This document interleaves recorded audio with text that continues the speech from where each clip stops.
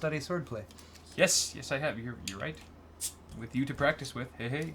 Welcome, everybody, to Awesome Hardware Side B. This is a live show that Paul and I do every single Tuesday at 5:30 p.m. Pacific Time. If you happen to miss Side A, you can watch it on Paul's channel, which is youtube.com/Paul's Hardware. If you're watching us on Twitch, hey, welcome back. We never cut. We just had to go pee really quick and get some more beers. But now we're back, and we're going to talk about some more tech news. We're going to talk about what's going on in the world, and potentially also dick around and do some fun stuff in the meantime. So why don't we go ahead and kick things off with some quick announcements, which is... you know what we forgot to announce on my half of the show? Announce the giveaway. Is that we're giving away $1,500. We're giving away $1,500 freaking dollars, yo. Wow. Completely neglected. Paul and I both have the same videos posted to our channels.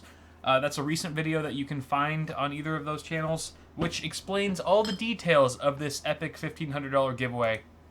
It's going to be a first prize winner wins $1,000 straight to your PayPal account, and second place winner is going to win $500 straight to your PayPal account. So it's cold hard cash. You can do anything you want with it. You can buy more computer parts. You can build out the PC of your dream, so to speak, and all that good stuff. Or you can just, buy like a shit ton of Sour Patch Kids. That's probably what I would do. There are still less than 40,000 entries. Less than 40,000 entries, and there's two winners. Usually there's only one winner, and it's like, what, my odds are ridiculous, but two winners increases your odds. All you have to do to enter is confirm that you're subscribed to our channels. There's nothing else. There's no other, follow on Twitter and Instagram and all that stuff. Right, but you still want to go to that Gleam.io site to register and to enter officially, because even though you might still be subscribed, you should still go to that site so you can input your email address. Yeah, you gotta do that. That way, if you win, we can contact you right away. Otherwise, you might win, and there's like, oh, dude, I don't know how to reach you, and stuff like that. Entry period ends tomorrow,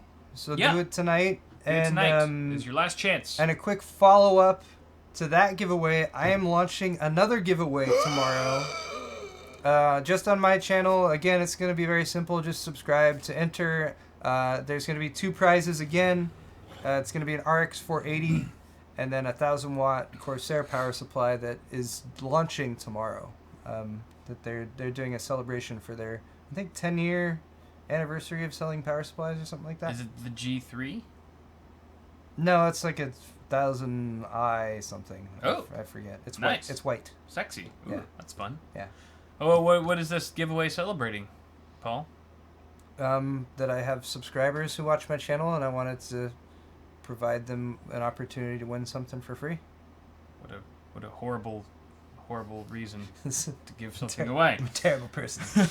So stay tuned for that giveaway as well, guys. That will also be international. International, fuck yeah. Good stuff, y'all. So why don't we go ahead? Oh, merchandise. We are still selling things on our stores. I am selling stuff on bitwit.tech/store.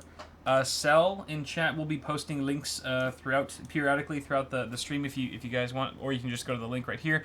I am now offering Bitwit logo shirts. There's a new logo. I found a guy on the internet. He made this logo for me. I'm very happy about it. I like the way it looks, and now you can represent the channel and stuff in your favorite color, black and white. I know that's your favorite color because it's my favorite color as a t-shirt. Also, hoodies. Yeah, Bitwit hoodies are also there.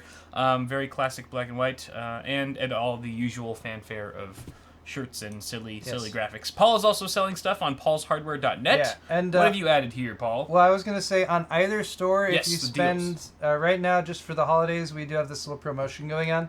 So if you spend over $50, use the promo code over50 and save 10%. If you spend over $100, you can use the promo code over100 and save 20%.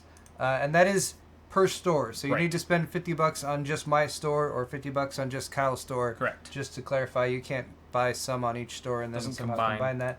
On my store, I now have some ladies cut shirts. I have some decals that are there. Organic cotton beanies with embroidered logos of mine that are also people have been very positive in their response to. And all the other good stuff, shirts, mugs, pint glasses, paulshardware.net. Check it out.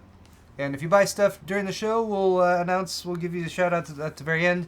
If you buy stuff from both of our stores at the same time, you'll have to pay shipping for both, but you'll get a little bit of a discount for both. Okay. Correct. That's all that stuff. All right. With all that out of the way, let's continue on with the tech news of the week. So, starting with some updates from Samsung. They released a press release. They issued a press release, I should say, that talked about a new SSD that they are showing off at CES next year. It's weird to say next year because it seems like when I say next year it's so far away, but really I mean January 2017, which is just in a few weeks now, six or so weeks, which is very exciting. So Samsung has announced in their press release that one of their new SSDs has won a CES Innovation Award for 2017 for the event coming up next month. That was quick. Or in a month or two. And that SSD is the 4TB 850 EVO. I'm sorry, Pro. 850 Pro. 4TB 850 Pro. The EVO 4TB has already launched last July. Yeah, last July. And that was really exciting. But for professionals out there or prosumers who are looking for better write endurance, or for better just overall performance, steady-state performance in particular, with their SSDs, the Pro version is now going to be available in a max capacity of 4 terabytes, which is pretty exciting. You are going to be paying a pretty penny for that, of course, but for prosumers who need that kind of solid-state storage, there probably is no other option available at the moment. This is going to be the world's first 2-bit MLC 4 terabyte consumer SSD. I would say prosumer because it really is going to be great for workstation applications, for editing, 3D modeling, things like that that require really high or benefit from really high write speeds, sequential write speeds. So that's exciting. That's exciting. There was also some mention in the article of Samsung's 960 Pro winning an award, even though that's been out for quite some time. Congrats to Samsung for that. They seem to be doing much better on their SSD front as of late than their smartphone status. Or the washing machines. Or the... I didn't hear about that. What was going on? You didn't? I didn't hear about the washing machine, no. I'm out of the loop on that one. Really? Yeah. I don't know. Why wasn't that an article you talked about? That sounds interesting. Because they had to it was pretty quickly after they recalled the Note 7. Yeah. They also had a big recall of Samsung washing machines. They could, Any relation? They could, it was using the same memory. No, I don't. It was something dangerous that they were doing. Maybe I'll see if I can look it up. That's scary, like having because a washing machine's much bigger. Like that could really explode and like blow up an entire room, not just your machinery face. in there that could like grab you and twist you into a, and then lightly fluff you. Soften the fabrics of your skin. I want a washing machine that fluffs me. Kill you in the... That's a feature. All right, so that's what's coming. That's something of partially what's to become of Samsung. Oh, the risk of explosion. No, risk of impact injuries. God. Safety alert, Samsung top-load washing machines. 34 models. Look Wow. at that picture. Oh my goodness. It's destroyed itself. What would happen if you accidentally left your Galaxy Note 7 in your pants while you washed them in a Samsung washer? Imagine the consequence, the aftermath. It would create a black hole. Everything would just get sucked in. Your entire neighborhood. We've recalled the world. They recalled 2.8 million top-loading washing machines because the top can unexpectedly detach while in use, posing a risk of injury from impact. Good lord! Like starts vibrating, and then the top of the lid just like goes flying across the room like a ninja star, and like embeds it in the wall next to you or something.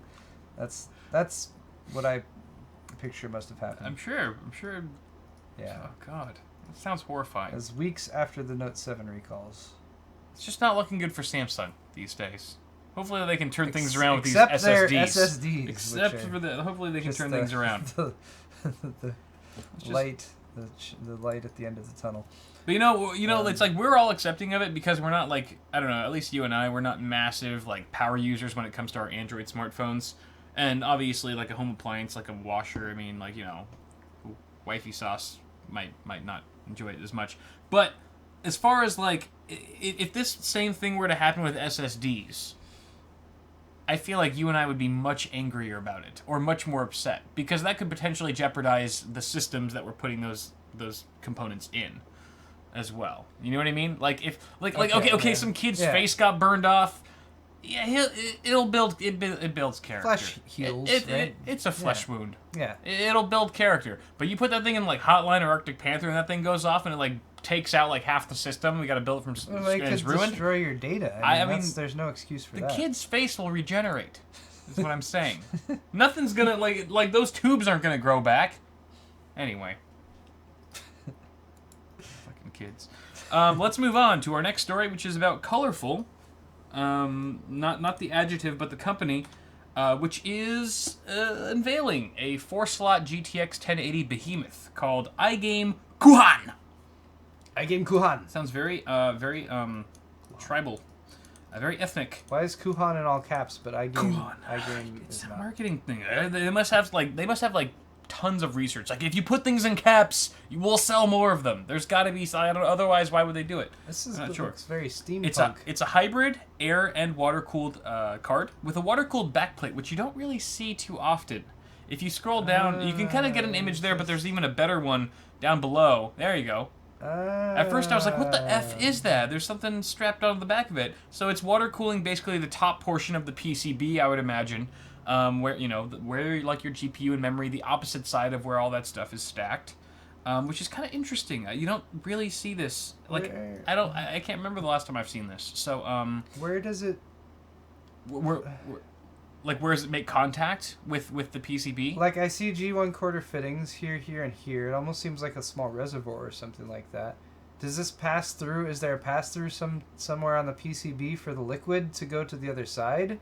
Or is it only... Not that I know of. Is it only water cooling the back of the PCB? That's the impression that I got from this article. It doesn't say that it's cooling anything else other than the backplate. But there's G1/4 stuff on this side. There's obviously something going on with water cooling on this side of the card. That is true. That is true. I'm just like, is this not assembled? Are you like, when you install it, do you have to do a tube from one of these to the other or something? Possibly. It's weird. Yeah, that would make it even more than 4 slots. It didn't go into too much detail about how exactly the water block was configured, and also that one on the side there. All we know is that it's a hybrid. It's got air and water cooling. Obviously, there's a giant heatsink with 3 100mm fans as well. It's a 4-slot card, which is kind of unprecedented. With one of the slots being above. With one of the slots above the slot, which is definitely a conflict for a lot of motherboards. A lot of motherboards. Yeah. True, especially with the ones with the PCI slots. I want to put close to the RAM. I want to do a mini ITX build with this card. Hell no! Good luck with that. Good luck finding. Okay. You're gonna need a mini ITX case or a mini ITX motherboard inside of like a full tower case to support it with all those expansion slots. So it does support SLI, which again, keep in mind, if you are going to be SLIing these to like this card, you're going to need 8 expansion slots. A lot of mid towers only have 7, so that's also something that you're going to have to consider. You're probably going to have to deal with like a larger case with a larger footprint if you want to fit 2 of those in there. We're not sure yet if the backplate is removable. If it was, that would allow for the card to be triple slot, and it would also give it some more compatibility with motherboards, with certain motherboards. Yeah. But we don't know. We don't know if you can take it off yet. It's expandable with a loop, so it is expandable. That is what they say here. So I would have to imagine that those 2 are connected somehow. If it's expandable for a loop, those 2 are connected. They have to be, or you have to connect it yourself, which makes sense because there are 3. On that side one, there's 3 G1/4 inch fittings there. Well, also, I mean, if threads. this back piece here is just like a fixed flexi, like encasing, like just is there water in there? Like, what would that do? That would do nothing. I know. Like, you'd have to move somewhere, right? Or like go into like there's a radiator just a reservoir. Or something. Yeah, I don't. It's and it doesn't look like it's touching down on any of the componentry. Like, I mean, at first I was like, maybe it's touching like the backside of the GPU somehow. Like it's a custom PCB. It might have like a contact plate at the bottom or something like that. But yeah, I don't know. It doesn't say. It's weird. It doesn't really say it too much in the article. I'm just curious to see one of these like taken apart to see how it actually all fits together. It's very unique, that's for sure. Yeah. Whether or not it's a good idea, we don't know yet. So pricing and availability to be determined. Let's move on to the next new GPU on the block. Woohoo! Which is the Inno3D GTX 1060 iChill Black. That's the full name. It's a mouthful. Also air and liquid hybrided. It comes after the GTX 1070 and 1080 versions of this, so we've already seen this from good old Inno3D. With a base clock of 1280, boost of 1784 megahertz. It's 2.5-inch slot width, so not quite the 2-inch that we're used to, but it's a little bit thicker because it's got to fit probably a larger heatsink as well as the assembly for the AIO. Like a big old fin array here with a fan on top. Yep. So you've got a 120 AIO there with the included fan, which is supposed to be low noise, of course. It's an 80 millimeter fan that's resting over the MOSFET heatsink, and it does. What's cool is that it does have the same properties as like all of the Pascal cards, add-in board partners, which is like the 0 RPM feature at idle. Okay. So at least your MOSFET fan will be quiet when you're not gaming and things like that. The GPU, however, is cooled by the integrated AIO. Which has a connected pump, and again, radiator and fan, 120 millimeters. The LEDs on the unit do change based on GPU load, which is interesting. They're not RGB per se in terms of customizability, but they change based on your GPU activity. So they go from blue when you're idle, I would presume, to green when you're mid-range, and then red when you're under load or potentially overheating. Are the LEDs like under the shroud? Based on the pictures, that's what I would assume. It didn't specify. Just like a red stripe across it. Yeah, that's like plastic painted, but yeah. I don't know. It's also kind of weird that they have the red stripe. Or maybe the logo changes color. Yeah, when it lights maybe up. that could be right. Yeah. That could explain why it's kind of bleeding through the front of the shroud. I don't know. If I was going to pay the premium for a liquid cooled or hybrid card or something like that, Might as well I don't know. Yeah, I would just go up the next rank. I would try to save more for like a 1070 or something like that. Yeah, but, it doesn't seem like yeah. why would you spend extra money on a liquid cooled 1060 if you could just get a 1070? The only thing I can think of is if a liquid cooled 1060 is still cheaper than an purely air cooled 1070, and you're dealing with a case that just suffers from air-cooled cards, where you need that 120 millimeter radiator mount in order to exhaust some hot air and to, whatever it is. Or you've got some other components in your case, like a CPU in a confined space that is known to get really hot and interfere with your GPU temps. I don't know. So you're saying there's a niche market out there for this? Very niche market, very very small. I could see a lot of people going for the 1070 and 1080 hybrid cooled, but not so much the 1060. That's my personal opinion. I don't think they're going to sell many of those units, but it is there for those niche targeted customers. All right. Yep. What's next? Moving on is the AOC AG251FZ 240 hertz FreeSync monitor that's just been announced. That is a damn that's a high refresh rate. Yes, it is. 240. It doesn't say in this article. It says we don't know the full range, but I read in another article. I can't remember which one it was. Might have been Tweaktown. That's why I didn't use it. Which was 48 to 240 hertz of a FreeSync range, which is pretty damn solid. Okay. I would say. The thing is it's a 1080 panel. It's TN. So that explains why it's being touted as the fastest gaming monitor. Yeah, I would have guessed that with the refresh rate. You would not have that 1 millisecond gray-to-gray response time with an IPS or something similar like a VA panel. And this is going to have offer FreeSync again over HDMI 2.0 or DisplayPort 1.2a. It's also going to have like VGA and DVI and stuff, I believe. 4-way USB splitter, fully adjustable stand. Sounds fantastic. I actually have been using an AOC. I used an AOC monitor with FreeSync for PDX LAN a couple weeks ago, and it worked great. It was very, very good. For the price, which was like $200 out the door. But this monitor is going to launch in January 2017 for allegedly $560 if I converted it correctly from Great British Pounds or British Pounds. GBP? GBP to USD? Yeah. So 449 British Pounds. Like how it immediately knows that I want to translate it into dollars. Yep.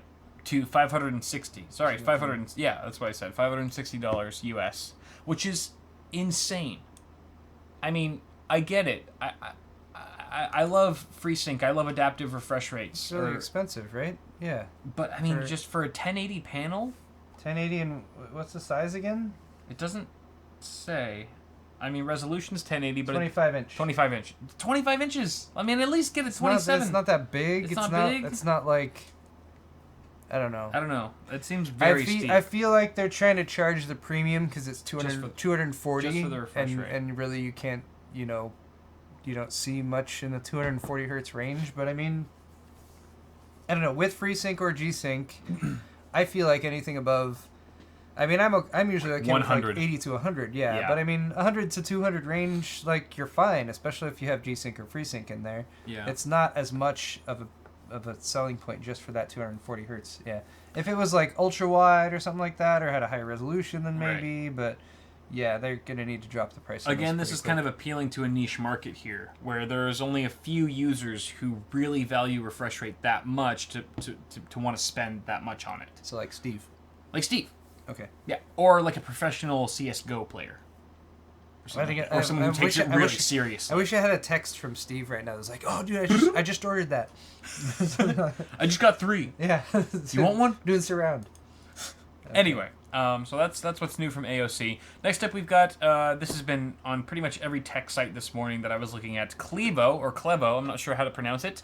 I usually say Clevo. Clevo has announced a laptop that they're going to be retailing for, not officially, but so far rumored is around $16,000. $16,000. And the P870X. Bet your bottom it can run Crysis. Sounds like a workout program.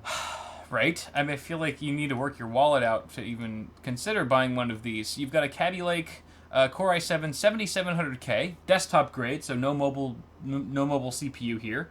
Same with the GPUs. Full-fledged desktop grade GTX 1080s in SLI. 2 of them. Dos Padres. And 64 gigs of Corsair Vengeance XMP at 3000 megahertz. That's a little bit overkill for gaming, as the article states, but can be very useful if you're going to be doing some workstation stuff. The picture made me think it might have an ultra-wide screen, but I think it's just squished or something like that. Yeah, potentially. But believe it or not, the thing that blew me away the most out of all these specs wasn't the CPU or the GPU configuration, but the storage. On the Clevo whatever, I don't even know, it doesn't even say a model name here. P870X. That one. You're also getting 3 2TB Samsung 960 Pro M.2 SSDs. Damn. And 2 more 2TB Samsung 850 Pro 2.5-inch SSDs. Wow. Giving you a total of 10 terabytes of very freakishly fast solid-state storage. Ooh. On top of that, you're getting a 17.3-inch 4K IPS display, which you guys have heard my feelings, and probably Paul's feelings as well, on 4K displays that are that small for a laptop.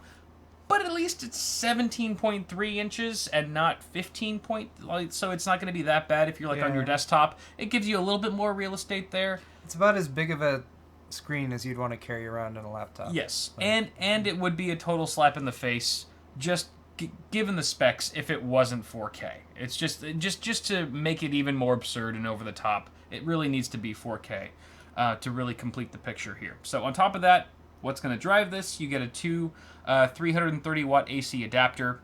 The listed price. Is this one of the ones that requires 2 power bricks? Yes, I believe so. That's what it said. Listed price again is $1,500 and $15,000. 15,000. Sorry, words. 15,000. I can't math. $853 US. That is not official, but it could be lower. It could be a lot lower than that. But based on the specs, I wouldn't be surprised if it's like $10,000. How much of that price? So those 2 terabyte Samsung 960 M.2s. How much do those go for right now? Hold on. Yeah, I feel like that's the thing. Like I hope they offer it in different storage options, because not everyone's gonna need 10 terabytes of solid state storage. Like I personally would be like cool with like 2 or 3. That would significantly reduce the price overall. There's 3 of them. Yes. Those are $1,300 each at retail right now. That's already $4,000. Yeah. From like part of your storage. That's not even all of the storage. That's part of your storage is $4,000. That's huge. So hopefully there's going to be some other options for like people who just need all that horsepower in a more or less compact form factor. Pretty insane. Pretty insane. But that is all. Is going to do it for Hot and Heavy Hardware. That's going to do it. Let's move on to news. That was news. We could move on to news. That was Hot and Heavy Hardware? That was Hot and Heavy Hardware. You did Hot and Heavy Hardware before news? Oh, I fucked up. I'm supposed to do news first. But that's okay. Wait, what? Somehow I did Hot and Heavy Hardware first. Okay. I always I'm switching it then. I'm doing the Hot and Heavy Hardware lower thirds. All right, cool. That's going to confuse anyone trying to do timestamps. You know. I'm sorry. Blame you. It is completely my fault. Right. I will take ownership for that. Let's go ahead and quickly sound off some donations because I think there were a couple that I missed. Pup Shepherd, $10 donation. Thank you very much, sir. Thanks, Pup. I want to sell my shirts to the masses, but I don't have programming. What services do you recommend for me? Programming experience, I think. Oh, programming experience. I think that's what he means. I don't know if you need programming experience for shirts. I mean, you can design them yourself, or you can pay someone to do it. But like, here's the thing, Pup. If you want to sell shirts, there's two reasons that people will buy your shirts.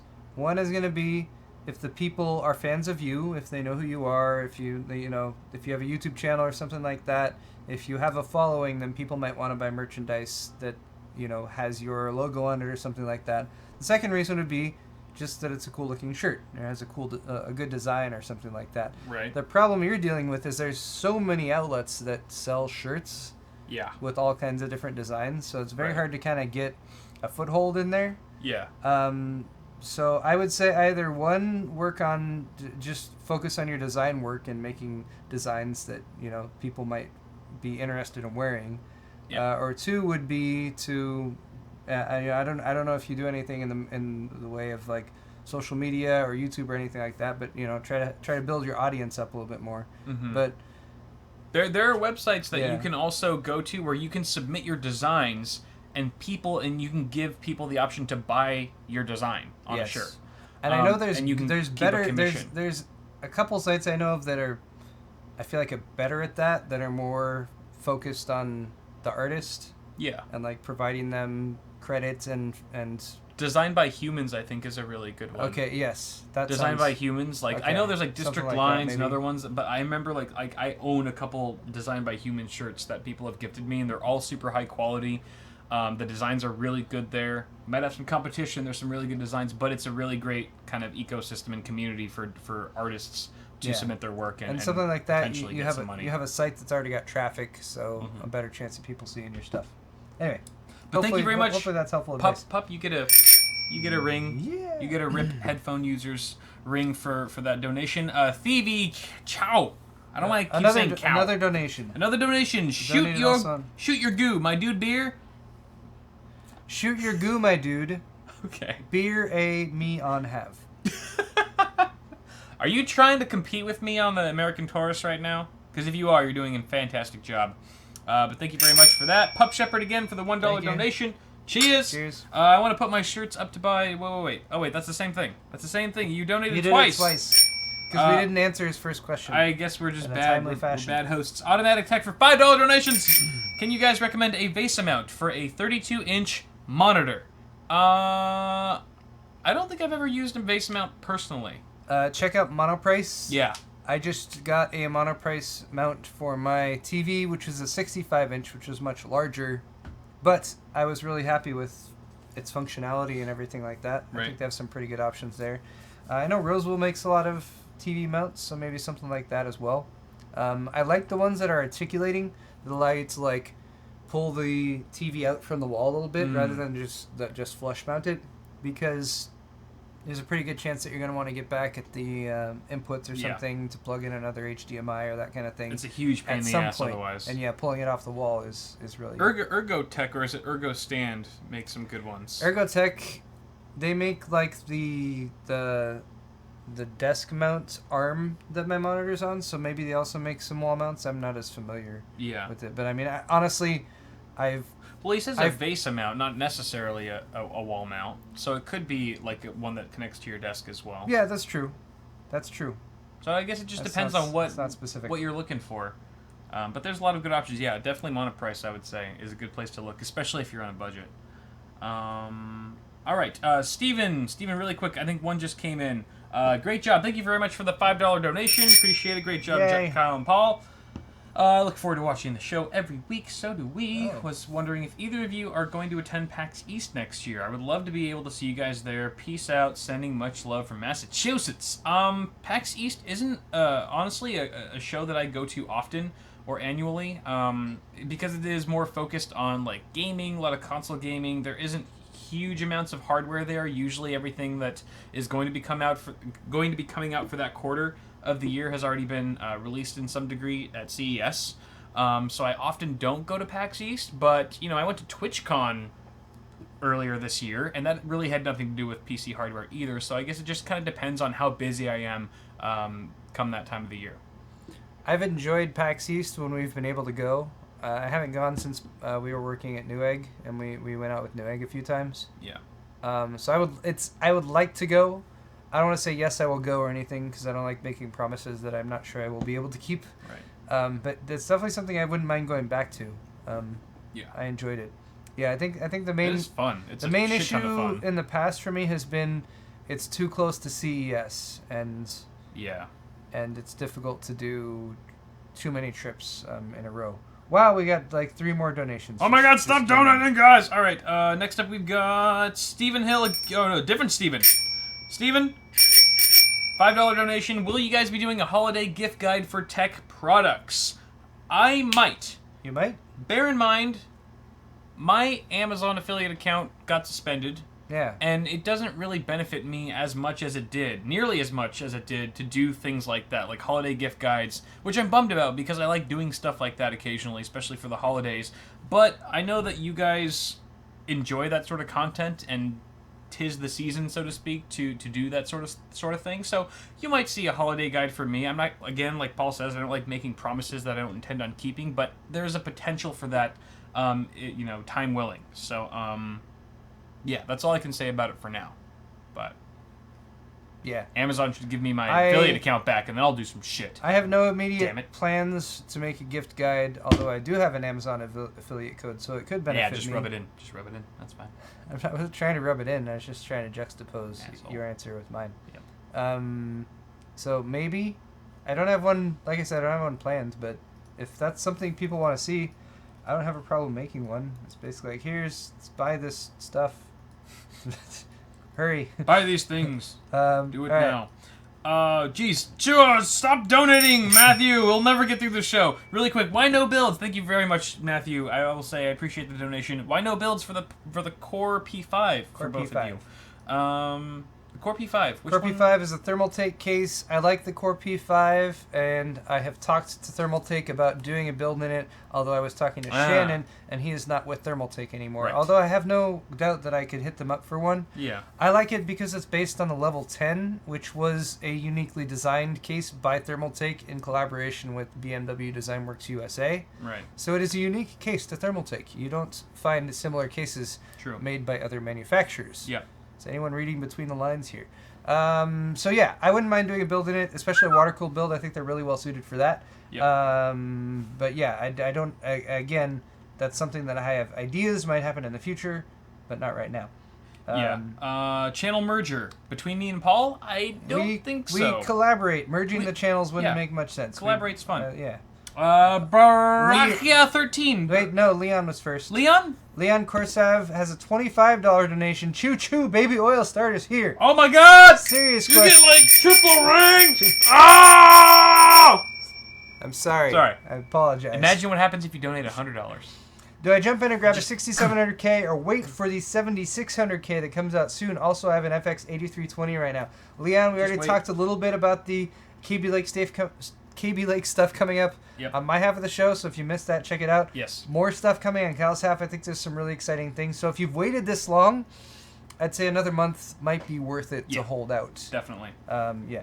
And Brachia 13! Love both your channels. Literally taught me how to build a computer. Literally. Probably Paul more than me because he actually did a video on how to build a computer. Quick question. Want to get into 2K for a monitor. Mostly for gaming. Any thought on the Dell? That model. It's a TN panel. Just not sure I want to take the risk on an IPS panel right now. Is the Dell one worth it? Or wait until 2K prices go down. Product is more stable. I think it's a great time to buy a 2K monitor, honestly. They have dropped significantly in price from what they were 2-3 years ago.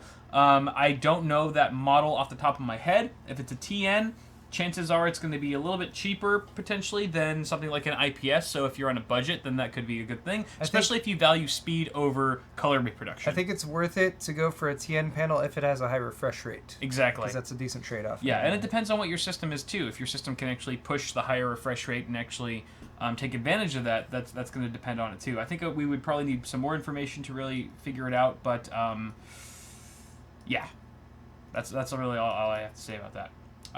But thank you guys so much. Oh God, one more time. One more with Steven. Steven, $5 donation. First time I've been able to catch the show live, or love. Love your reviews. What's your opinion on case in desk like the Lian Li line? I've got this. They're cool. I love awesome. Desk PCs. They're very expensive. Yes. I often look at the ones that are pre-built and I think I just would rather build one of them myself. Yeah. So yeah, if you got the money to invest, they're very nice. And Lian Li does a really good job.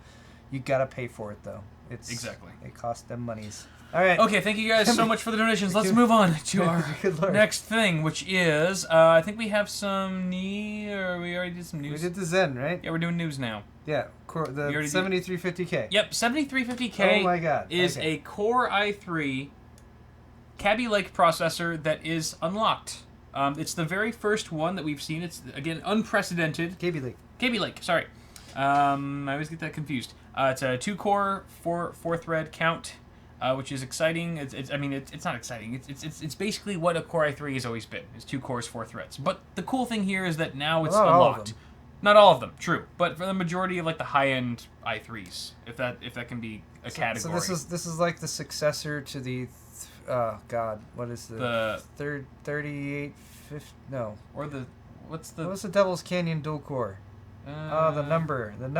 The numbers are always fucked up. There's a really 3852. There just needs to be one number for every chip. Oh, wasn't that the Core i3 5? That'd be a lot easier to remember than like a string of 4 numbers. Anyway, there have been some performance leakage. There's been some performance leakage of this chip. G3258. Thank you, chat. Yes, G3258. Yes, wow, thank you. That one, I had that in my head for a year or two, and then it's gone now. That sexy Pentium. That was like $75, pretty much at one point. So that was a very affordable chip that you could overclock. However, it wasn't necessarily like a Core i3. It was a Pentium, which is kind of in a different class. But this is like one of the first Core i3s that we're going to be seeing that's unlocked. K-SKU Core i3, which is not too common, I would say. We did see some benchmark scores pop up on Geekbench. So what we have here is the Core i3 7350 being 7350K. It's going to be weird having to remember the K there for a Core i3 chip SKU. We're seeing that being compared to a Core i5 6400 and an i5 4670K. All of them are running at stock frequency. The Core i3 in particular having a stock boost clock of 4.2 gigahertz, and based on the kind of very basic benchmarks that we have here, we're seeing an actual improvement over those other 2 Core i5s with the Core i3 Kaby Lake. That single core jump is nice. Yeah, the single core jump is intensely awesome, and the multi-core jump not so much, because those Core i5s are rocking twice the number of cores and threads. But that's still impressive that the Core i3... These don't have hyper-threading, so... They don't have... That's You're true. Looking at two physical cores, 4 logical cores on the i3, and then the i5 6400 and i5 4670K both have... Just 4. 4 cores, but no hyper-threading. That's right. Yeah. So the hyper-threading is really what's carrying the Core i3 above the other i5s in this test particularly. But don't think that you're going to have to that you're going to be able to spend a lot less on this Core i3, I guess this high-end Core i3, because it's pretty much basically very close with the entry-level Core i5s. what the article is saying based on the price list that's been floating around online, which again can't be confirmed by Intel at the moment, but it is rumored. The 7350K will retail for about $177 US, whereas the cheapest i5 Kaby Lake is going to be $195. So probably a $20 difference, and you're going to be getting, again, twice the number of cores with that Core i5, but we don't know if you're going to be getting hyper-threading necessarily like you will on the Core i3. 177? Yeah, 177, which is that's too much. It's a bit much for a Core i3, I will say. But it depends on, we're gonna have to wait for the official benchmarks to come out once the launch hits. What's up, Steve? Thanks for stopping by, man. That's too much. We're gonna need Zen. We need Zen. Yeah. We need Zen to drive this price down because Zen will probably have 4 cores easily. Yeah, right. Or maybe 6. Maybe 6 at that price point. Might get 6 cores. Who knows? The 6-core rumor we talked about on my half was a 6-core Zen processor for $250. Yeah. Which may or may not have AMD's version of hyper-threading, which is simultaneous multi-threading, SMT, I think. Mm-hmm. Yeah, but yeah, we need. That's too. I'm sorry, Intel. That's too much money. 177 for a dual core. Yeah. Consider. The i5 I mean, just unless they all overclock to 5 gigahertz, right? Which they're not. Maybe I don't know if they all have insanely good overclocking, and you can say look at the single thread performance on this. Then maybe, but it's still just I don't know. I'd say 4.6. And it needs to be sub 150 and ideally closer to 100 than 150. Yeah. For a dual core, because there's so much need for true 4-core performance now. Yeah. With gaming, with newer games that are coming out. So I agree. Anyway, that's my thought. Well, I agree with that. What was the? Do you remember how much the Skylake Core i3 was, the flagship one? The i3-6100. Yeah. That was not overclockable, but that was about $110. Yeah. 110, 120. Yeah, so I feel like if you introduce hyper-threading and, make it unlocked, I don't think it warrants a $60 price point. That's a huge chunk of the overall cost. Well, it's mainly that it puts it so close to the actual quad-core CPUs that are gonna be out there. I mean, $177, $180, there were 6,600Ks on sale for that cheap during Black Friday this past weekend. Yeah. I'd much rather have a 6,600K quad-core actual with overclocking, even though it's one generation back, than a Kaby Lake, whatever this is, dual-core. And at the same time, as good as this sounds, with the Core i3, I don't think Intel's going to make it that badass to where to the point where their entry-level Core i5s are obsolete. Yeah. I don't think they're going to make that internal conflict with themselves. I think there's still going to be a sizable performance difference when it comes to gaming. So we'll just have to see come launch, but interesting nonetheless. Let's go ahead and move on to our next story, which is Asus and their Z270 motherboard lineup. Hey. This has been leaked by someone. And this article comes from WCCF Tech. Thank you for that. Hassan Mujtaba. So we've got some pictures here, and I'll be honest, I did not get around to reading the details or specifics of this article, so we're just gonna go down to the pictures. That's a chipset. This is gonna be a picture book article read through. Z270. It's gonna house the latest platform for Intel. Look at that. So you get the Maximus. We're up to Maximus 9. Maximus 9, bitches. Which is IX, since they still use the Roman numerals. Yep. And you've got the Maximus IX code. This looks very... And Maximus IX Hero. The IO shield looks weird. It looks exactly like the Maximus 8 formula. Is this... It looks exactly like... Is this an integrated IO shield? It's probably just the digital. Just the digital image. Yeah. Yeah, it looks... Design-wise, looks exactly like the M8F. Yep. To the M9F. Yep. Okay. But that's not a bad thing. I mean, I would have liked to see a little bit of a difference, but the Hero looks pretty badass. I mean... For being a more budget-oriented board, it looks pretty sweet. Heat sinks look cool. I will don't know say. If that's just the... I don't know if that's a render that's making the brushed metal look all perfect or not, but okay. Can't really trust those fully. Doesn't look too bad. The Maximus 9 formula does still implement the EK kind of water block for the VRMs, which is pretty cool as well. You've also got the maximum. Wait, what is this? Oh yeah, Cross RGB Chill LEDs. EK2. RGB LEDs with the RGB LED header. RGB. RGB. You got the RGB. Let's see. Supreme... you're right. You're right, Paul. What? Integrated I/O and backplate. See, I was right. I thought they just put that on there on the graphic because it looks ugly without it, and there's like, just put it on there. No more forgetting your I/O shield. Wow. I don't know. Interesting. I don't know how I feel about that. It's not bad. But I mean, don't you need to you kind of have to pop it in, right? You have to pop it into the cutout. A little bit of fitting. You usually do for the I/O shield, but I mean, if this is just designed in such a way that it fits right up against it and it's flush. If it fits up against it and there's no popping in, because the popping in sometimes doesn't always. You need that satisfying feeling of It's easier to pop it in the with I/O the shield with the butt of the screwdriver and you just wedge it right in there. I feel like it's easier to handle just a single I/O shield than the whole motherboard and trying to pop it in that way. I don't know. Maybe I'm being particular. I built too many PCs and I'm getting jaded and stuff. But I think it is cool. I think it's cool that way you don't actually lose, because I've lost I/O shields in the past. Lost them? I've lost them. I've just I'll uninstall or I'll take apart a PC and I'll box up the motherboard and I'll just forget the I/O shield. Forgetting the I/O shield in the case, that's common.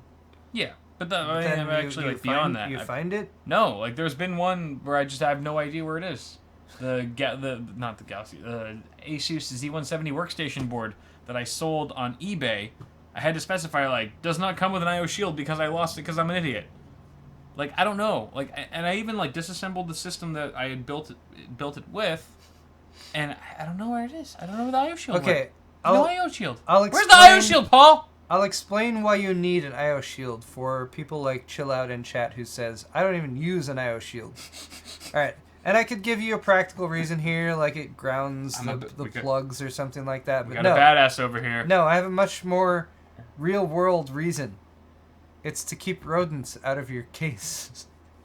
Rodents? Rodents, yes. No. So my old system that I had, which was in an Antec P180, used it for quite a while. Yep. And I had a system where I didn't have an I/O shield. It was because it was a refurbished motherboard and it didn't come with one. So it's I'm just going to install it. It's fine. I don't need one. Oh no, I see and where I this was is totally going. fine for a while. And then we realized at a certain point, we had a mouse in our apartment that was scurrying about and everything, and he was our friend for a while. And eventually we got rid of him, but discovered, yes, that mouse during the colder winter months, discovering the warmth of the interior of my PC case, had crawled up the back, found the gap in the I/O shield, and crawled through there, and basically had created a nest, camped out. There wasn't a nest in there or whatever, but there were definitely some droppings, that kind of thing. He had hung out in there for a little while, and I was that's kind of gross. That's kind of disgusting. Yeah, so I/O shield does serve other purposes. Yeah. Wow, I'd love to see a case mod for a hamster tube set. A hamster tube obstacle course where you've got tubing for your water cooling, but also tubes for the hamster to run through. When it's cold in the wintertime for people who really love hamsters. Mm-hmm. I can see that happening. Well, good to know. Good to know that we've got... They should just call them hamster blockers now. Hamster... Why don't they call them rat blockers? They're not I/O shields, they're fucking rat blockers. The rodent protection. Yep. Always put that. Yep. But, not spending too much more time on this, but, it's got RGB lights. What else do you want? What else do you want from me? Stay tuned. Stay tuned. All right. That I/O. Moving on to our next story here. Modders. A modder has brought support for the HTC Vive to Doom 3. Oh. BFG edition. That's I never played Doom 3. I beat Doom 4, the most recent one. I never played Doom 3, but I heard it was a pretty decent game, especially for the diehard fans. And now you can enjoy it in stunning VR with the HTC Vive thanks to modder Codes for Fun. Thanks, Codes for Fun. You are awesome. And the game supports not only motion controller support, as you might expect, but 90 FPS support in stereo with room scale tracking, so you can walk around in Doom 3. That's pretty cool. IRL, which is pretty sweet. All the weapons are fitted with laser sights, as you might be able to tell from some of this footage in the video we're watching. That's just to help make the aim easier, of course, with the controllers. So instead of having to look down the sights, that might be a little bit nauseating. It's a bit better to just have some laser pointers on each on all your firearms. But this is also available for free download on GitHub. The modder Codes for Fun has just been like, hey, just enjoy it, y'all. I just do this for fun, cause fuck it. And it looks pretty exciting because this is very high detailed game, even though it is a couple years old now. The graphics are really great they were great for its time, and they're pretty nice now. To be able to enjoy kind of like a more immersive. It's not a survival horror game, but just a very fast-paced shooter with some horror elements is kind of seems to mix well with a VR experience. Cell says that Carmack had already got this game working in VR, so he most likely used the code that was already there. Who's Carmack?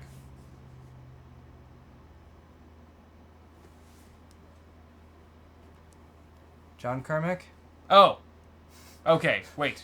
No. I know that name. I'm blanking right now. Save me. Okay, you're just gonna Google it. Okay. I mean, John Carmack. It's one of the the founders of Oculus. Of ID. No, id. id. Created Wolfenstein. Didn't he also have Doom. some affiliation with? He works for Oculus now. Okay. He went to Oculus, and then Oculus got bought by Facebook. Gotcha. Yeah. I need to brush up on my history. My tech history. No, John Carmack is a name you should definitely know. I know. Yes. But to in all fairness, people are saying I should be fired. The sad thing is no one's hired me. Damn it, Kyle.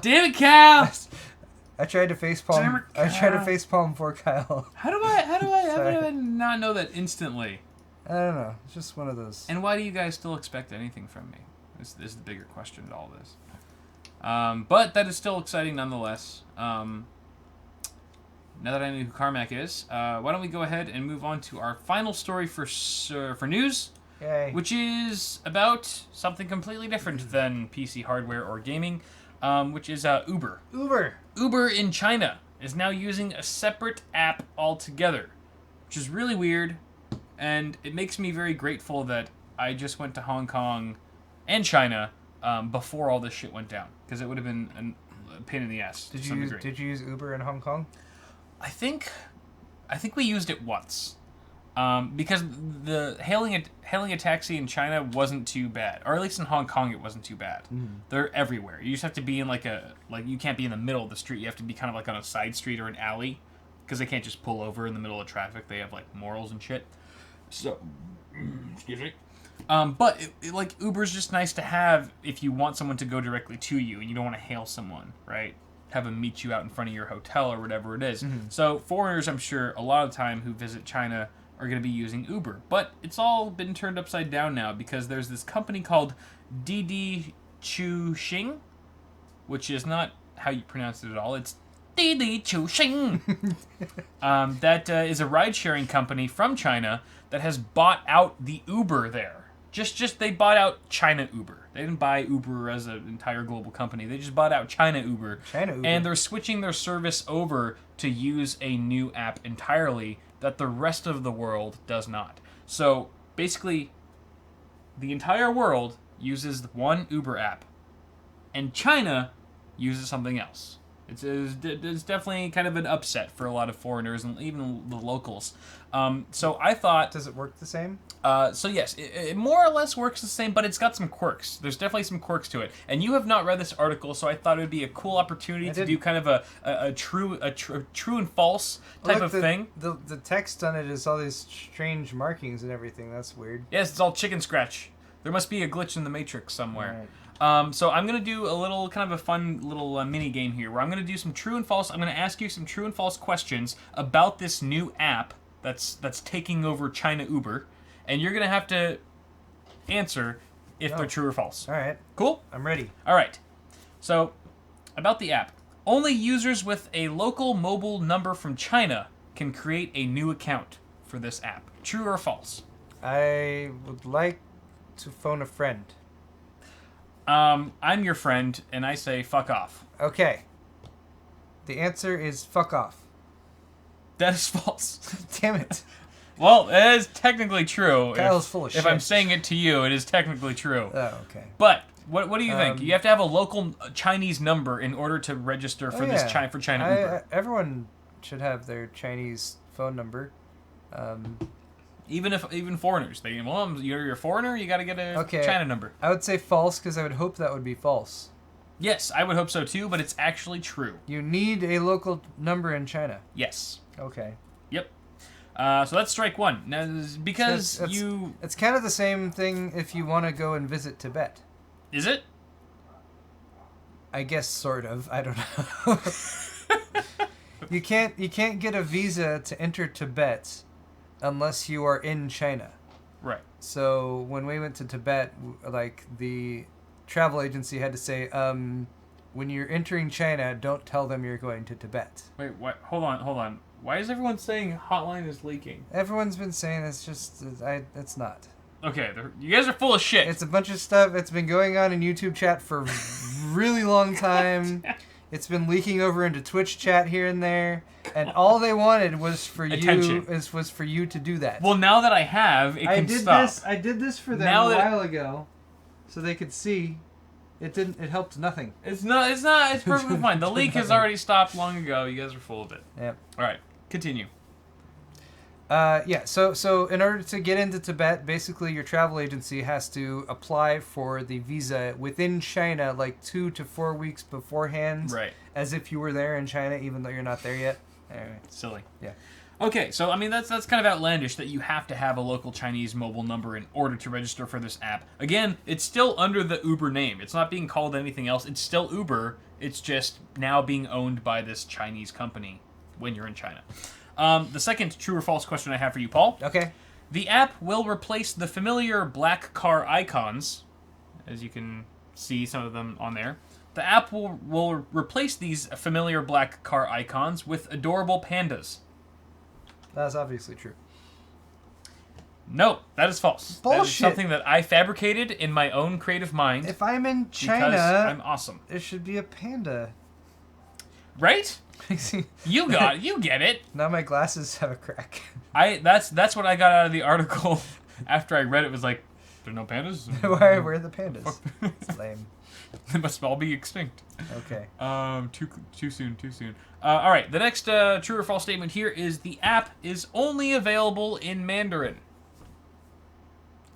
Well, I would say false because there's a very large subset of Chinese people who also speak Cantonese.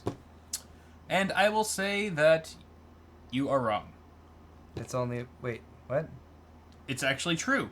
So it's only available in Mandarin? As for now, the app is only available in Mandarin. Screw you, Cantonese-speaking people. Yeah. All right. It pretty much isolates quite a bit of the population there in China. But Didi Chuxing, the company who now owns China Uber, is saying that they do have plans to expand the languages that their app is offered in. I would hope for the tourists' sake. They can use the Google thing that just translates any language into any language. Even several languages. All right, next true or false question. Creating a new account also requires a Chinese payment method. Chinese payment method to even use this service. That should be true because you'd have to use their currency like RMB, right? That is true. You are correct.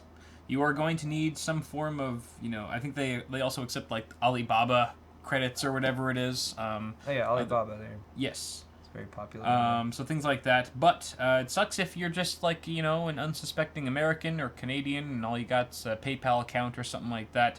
You're going to be in quite a pickle. Or you're just going to have to hail some regular cabs. I'm leaking everywhere. You're leaking everywhere. Not in my house, Paul.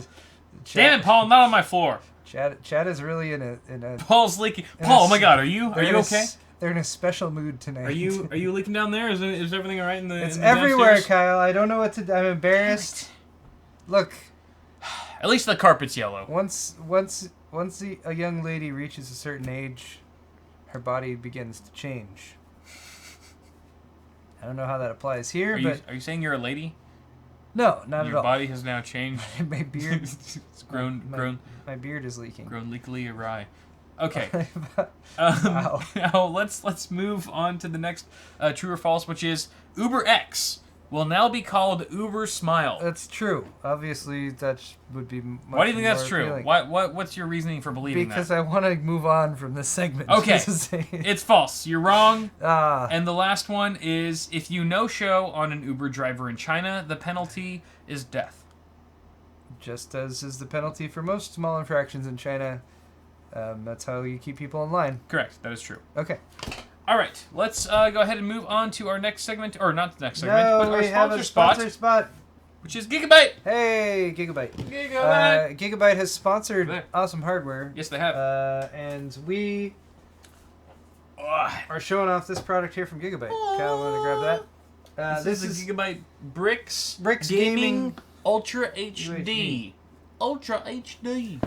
So basically what you have here is a small, bare bones computer. The version we have here is fully kitted out with all the hardware, so it's got storage in there and memory and everything, as well as Windows. You can also buy this as a bare bones system, so that means it doesn't come with everything installed, but you can add your own memory and that kind of thing. It is tall as Brix units go, but it still has the same footprint as far as the size of the feet. Yes. Footprint feet. Here's a... As Kyle is demonstrating right there. He can almost get his hand all the way around it. Look at that girth. It's very impressive. Fatty.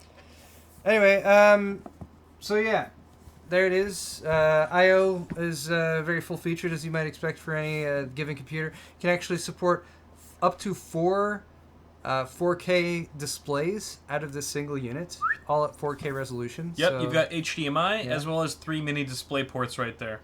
Yes, indeed. Also, USB connectivity, USB 3.1, 802.11ac, dual band Wi-Fi, Bluetooth 4.2. There's a USB 3.1 Type-C port on there. Only 2.6 liters as far as the full size, and they come with Intel 6th generation core processors. This one has an i7-6700HQ and an NVIDIA GeForce GTX 950, the full GPU, not a mobile, in there as well. They've also put 8 gigs of memory, an M.2, 120 gig SSD, so that there is an M.2 slot, 1 terabyte, 2.5 inch hard drive for storage, and Windows 10. And there it is, the Gigabyte Brix Gaming UHD. Woo! Okay. Woo! Thank you very much, Gigabyte, for sponsoring this show. And a big We thanks, love you. Big thanks to Gigabyte. You guys are the best. Check out that product if y'all are interested. All right, what's next, Kyle? Next segment this is kind of a mishmash of segments. It's not. It's like a non-segment. Mishmash. I wanted to do a quick Black Friday recap just to see what you and I had bought over Black Friday weekend, if there were any sweet deals that we snagged, and also kind of ask you guys in chat what you guys picked up. Okay. And then we're also going to finish that off with some mail time. I only have 2 products or 2 packages that came in my P.O. box today. Okay. They're the first items to arrive in the P.O. box, so I'm really excited to open them up and see how explosive they are.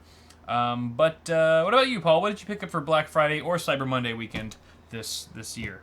What did I get? Yeah. What did you not get, should I say?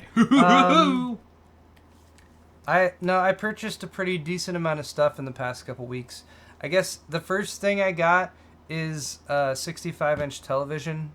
Oh, yes. I helped you set that up Kyle, to a degree. help me set that up. I already posted a video kind of on Nice it. TV. I did it kind of as a TV buying guide or some helpful tips for buying a 4K TV. Yep. It was $800 at Target, and then they had a 10% off site-wide promo code. So it was $720. After taxes and everything, it was like $780 for a 65-inch 4K HDR. It's an LED backlit IPS, LED backlit edge-lit IPS. So Okay. there's a couple things that aren't like the best in it, but I mean for less than $800 for a 65-inch, jumping up from a 47-inch, I was quite happy with that. Nice. It's a really nice panel too. Looks really cool. I've already been watching some 4K stuff on YouTube.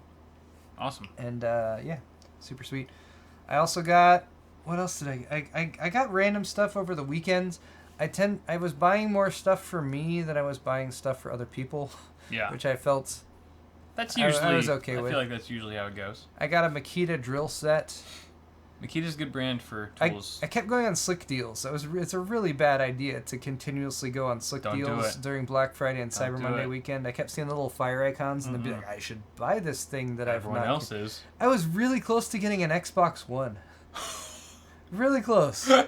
Just like shit you don't need and that you've never really wanted. I know. It was but like all of a sudden, I was like, oh, it's right there. It's way cheaper than it was before. Maybe I should just buy one. How much was it? Like $200? They were coming down to $250 and then below $250, and then I was considering it, and then I realized, oh, that's pretty compelling. They can play HD. They can play 4K Blu-rays. And then I was like, maybe I should just buy it as a 4K Blu-ray player with an additional which is perk a of slightly gaming. which is a slightly more reasonable reason to buy it. Yeah. And then I was like, no, I don't want to buy 4K Blu-rays, and I don't want to buy games for the Xbox. So I managed just more to talk money myself that you'll out have of to it. pay in the end. Yeah. There was like $215, $215. You could get the Xbox One. Yeah. The Xbox One S, 500 gig, usually with like a game. Yeah. Minecraft or Battlefield or something like that. Right.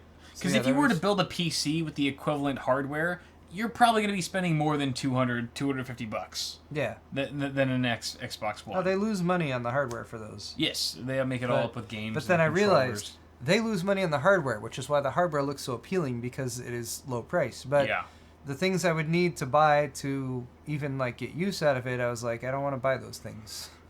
At least not. You add it up, it's like, all right, I'm spending $500 to actually get my money's worth. I don't want to buy another copy of GTA 5 for the Xbox One. Yeah, why would I do that? Or spend like $30 on a freaking 4K Blu-ray or something like that. Yeah, that kind of thing. So yeah, bullshit.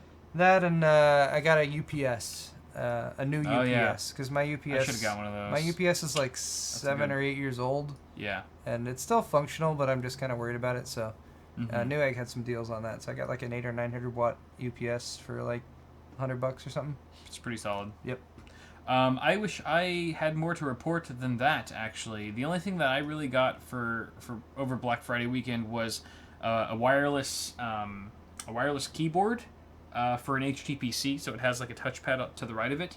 The exact model number is the RII. Oh, I was It's the RII K18. It was a lightning deal.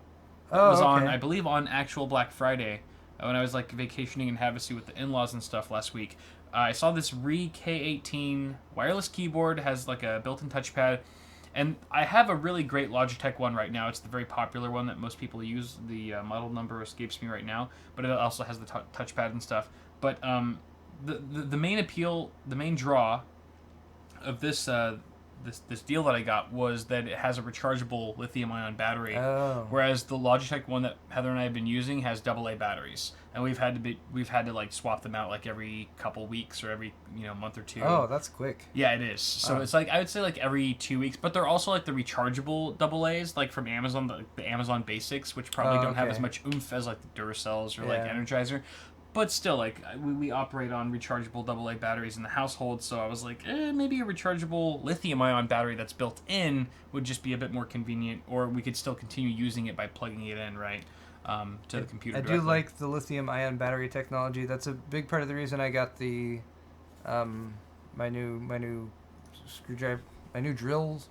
I got an impact drill, and a driver drill. Yeah. Makita. And big reason was because of the batteries, because I have a Black & Decker drill, but the batteries are they're not holding the charge. And I went to, I've gone, the past like 3 times I've gone to use it, I just couldn't because both of the batteries were dead. Yeah. I feel like oftentimes a lot of electronics that utilize batteries, that's usually their Achilles heel is the battery life. Especially when the battery dies, when the thing's not in use or whatever. Because like I don't want to just keep the battery plugged into the charger all the time. Yeah, so it's always got juice. So then it's just like draining power all the time. That's stupid. Doesn't have like an auto smart shut off feature. So I got that keyboard for $20. It was $19.99 on the Lightning deal.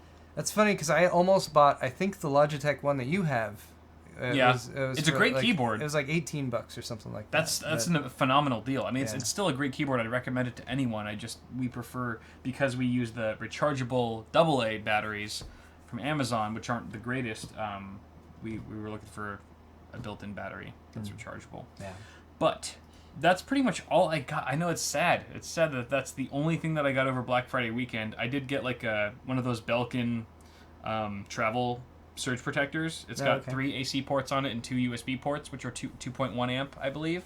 It was like $17. I don't even think that was on sale. I just bought it over the weekend. There's so much like random useful stuff that goes on sale during like Black Friday and Cyber Monday that you like I might have bought this in the next 6 months or something at a time when I really need it, but here it's like half the price that it normally would be. Yeah.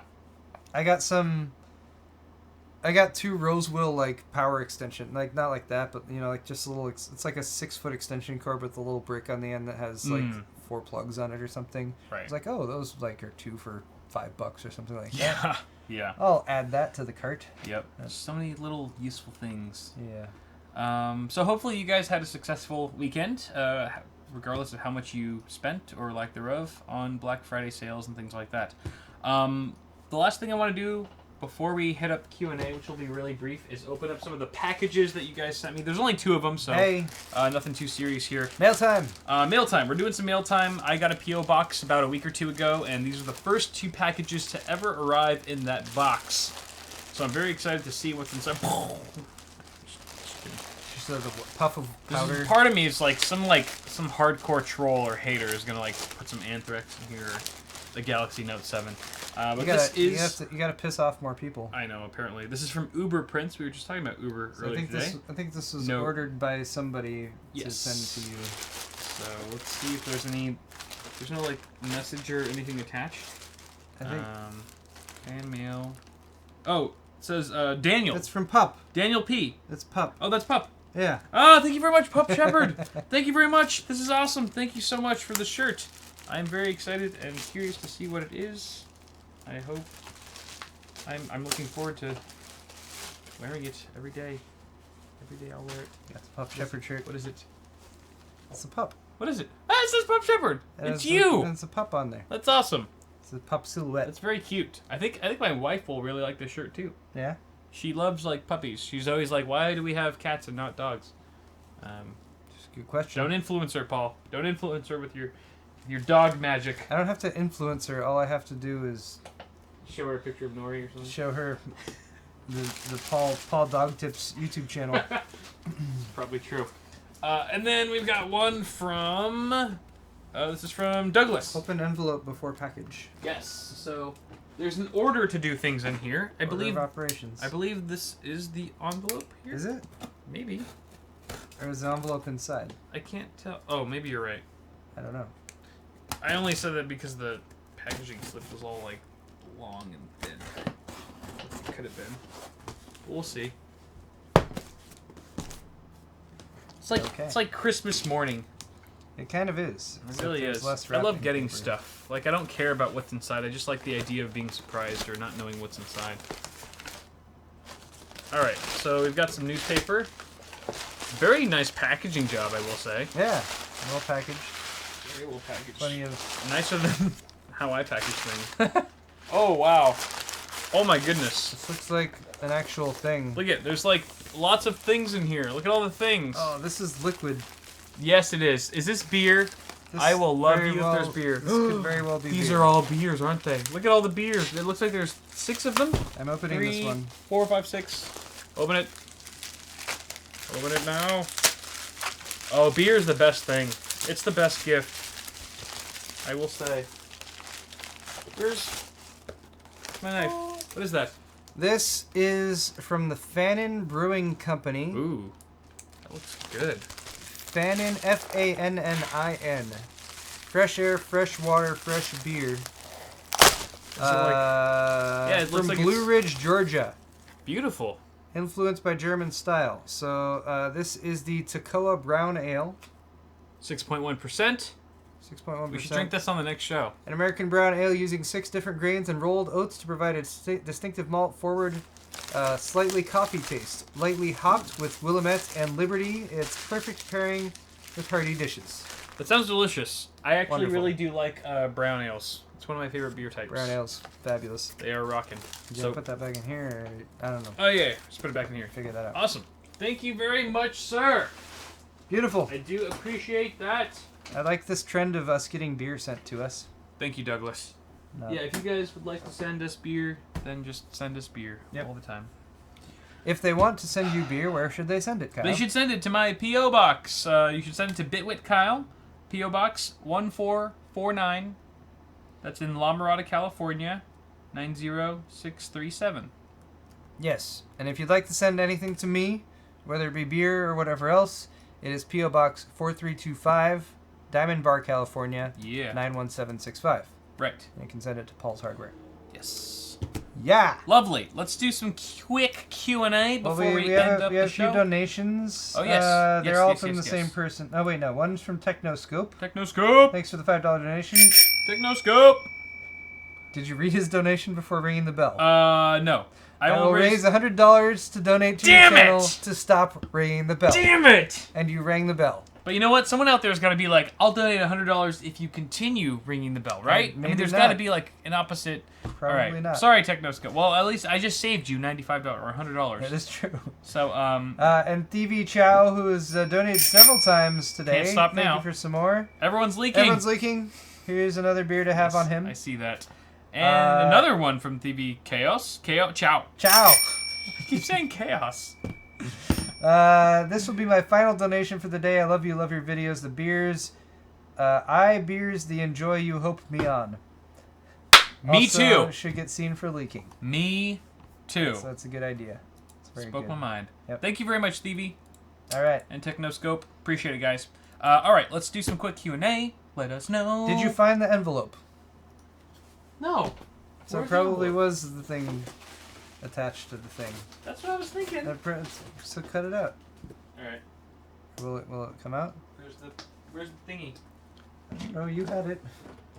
There you go. I didn't put it anywhere. You touched it. Okay. Your face. That's true. You should have i7 4K or 6K. I don't know what that means. Aha! Like a 40. I don't know what that means. I've never seen anyone put the envelope. The bell is leaking. The cup is leaking. All is okay. How do I donate? You need to donate. At least the current means of donation are via the YouTube channel. You need to go to gaming.youtube.com and the video ID, and then you can donate with the donate button, which is in the lower right with the $sign button. Jay Everett, thank you for the $10 donation. He says, "Love you guys. Here's the deals I got: Asus GeForce GTX 1070 gig from Amazon for $384.47. Yeah." Pretty hey, good. you are very welcome. If I think you might have picked that up from my Black Friday deals video. Nice. Asus Z170 Pro Gaming Aura for $129 with a $30 rebate on Newegg. That's also a good deal. Very nice deal. That's a good Public deal. service announcement: some Aura boards like this one do not have an RGB LED header on the board. Right. Hue Plus is still the best solution to add case LEDs. I really like the Hue Plus, Jay. Yeah, that's awesome. Simply because there's a bunch of stuff you can do with the Hue Plus, like having the lights chase each other around and some other effects that you can't do with the typical 3-pin RGB connection for an LED strip. So that, I think, is a lot of the appeal of the Hue Plus. Yep. Although my wife's stopped working. I need to replace it. Your wife stopped working? And Hotbox, the actual Hue Plus unit. Really? Yeah, it's just nothing. Not the strips, but the actual unit itself? Yeah, I tested the strips. They still work. The unit itself, like the little light on it, lights up like it should, but none of the strips plugged into it are working, so I gotta fix that. Quite bizarre. Well, thank you very much, Jay, for your donation. Appreciate that, sir. This is from Douglas. This is the envelope that I should have opened earlier. Sorry I did not. But he says he's enclosed 3 sets of beer that are locally brewed here in the Southeast. So there's 3 sets. So maybe like there's multiple. We happened to open the 2 that were the same. Right. The 1554 is easily my personal favorite, but I hope you and Paul can enjoy them during one of your awesome hardware streams. We certainly will. Yes. I know there are a lot of haters out there, and I wanted y'all to know that we love watching your content. That's very much appreciated.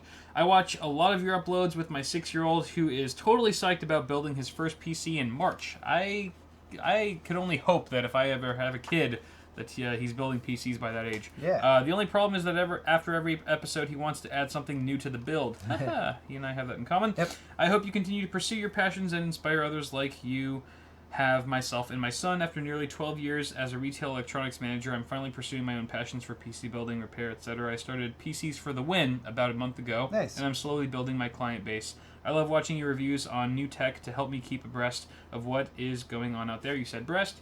I have no doubts that my other two boys, a 3-year-old, 3-year-old and 2-month, will be watching soon. To both you and Kyle, keep being you and keep being awesome. Enjoy the brews. Thanks, Douglas. Thank you, Douglas. That was a lovely letter. It was. I really am very appreciative. Thanks for the beer. Yeah. And wish you all the best with your new endeavors. Indeed. And say hi to your kid for us. Yep. I hope your kid doesn't watch our live show because maybe when he gets like 18. I did some family stuff, for Thanksgiving, and some of them were like, we started to watch one of the episodes, oh God. And we had to turn it off. I was like, why? Don't. Why are you watching the live show? Don't we have the mature and setting not on YouTube. I don't know. Oh, on YouTube. Oh, it was on YouTube that they're probably watching the re-upload or the stream, the direct stream to YouTube. Right. And I was like, and it's also very misleading because every other week, if you're just watching the live show on my half, then we're coming into it having been drinking more than an hour already. Right. And we're probably not, being the most appropriate. So that kind of happens. We need to offer some context at the beginning of every second half of the show. We have been drinking heavily for the past 3 hours. But we have already been drinking too much to remember to do that. That's true. Pirho HD, $5 donation. Thank you so much. Should I have regretted buying the MSI GeForce NVIDIA 1060 Armor OCV1? I hope that I don't. It seemed like a pretty good, decent video card. I don't think so. Yeah, I don't think so. 1060 is a new card, new GPU. There have been a lot of good prices for it recently. If you bought the Armor 1060, you probably paid a little bit less for it than anyone else who got a Gaming X. Yeah. So screw those suckers. Too. Yeah. Yeah, nothing wrong with that. Okay. All right. Are we ready to Johnson? Wrap things up? Yes. See if we have any orders. Yes. We will do the Johnson shoutouts. Mm-hmm. And then, oh, wow. Oh, no, I have 3. Quite it's because I got the low stock ones that are in there, Yeah, too. I've got a few of those, too. James? Double Johnson! Yeah. Woo! Wow, he got lots of stuff. He did. Wow, tons of stuff. Wow. Bitwit he got the Bitwit hoodie, he got the Bitwit shirt and the Tri-Blend, a CPU cooler shirt, and a BIOS flasher shirt. Nice. Nice. Also 3 shirts for me, the white logo shirt, the Tri-Blends thumbscrew shirt, and the Zero Insertion Force shirt. You monster! You're a monster. And then I've got one other one from Kelvin. Picked up a CPU cooler shirt. Nice, Kelvin. Thank you, Kelvin. Pearl shirt. Okay. I think that was... Oh, wait. No, 2 more. Sorry. Aiden W. Picked up he got a Bitwit Tri-Blend shirt as well as a CPU cooler shirt. Thank you very much, cool. Aiden. I don't know why I said Trident. And then we've got Alfred. Alfred gets a Double Johnson. Alfred Double Johnson for picking up a Bitwit hoodie. Yeah. Thank you very much for picking up one of those. It will be very comfy. Also got a pub glass and the white logo standard black t-shirt from my store. Thank you very much. Nice. And then I have one more Johnson for Wayne. Thank you so much, Wayne. Got the standard thumbscrew black t-shirt. Beautiful. Wonderful stuff. Thanks, guys, for the support. Awesome. Thanks to you guys who are watching us today, especially if you tuned in live. Really quick, Piro HD $5 donation. Thank you very much. You've regretted buying the MSI. We already did him. We already did that. Sorry. Pup, thank you for the $1 donation. Thank you, Pup. My favorite food right now is burritos. I'm gonna wear your shirt tomorrow. I promise. Burritos. Okay. Tacos. I like tacos. Do we have a Twitch that we can host or send people to? I have no idea. I've done nothing on this. Let's see. Who's our go-to Twitch streamer? I don't know.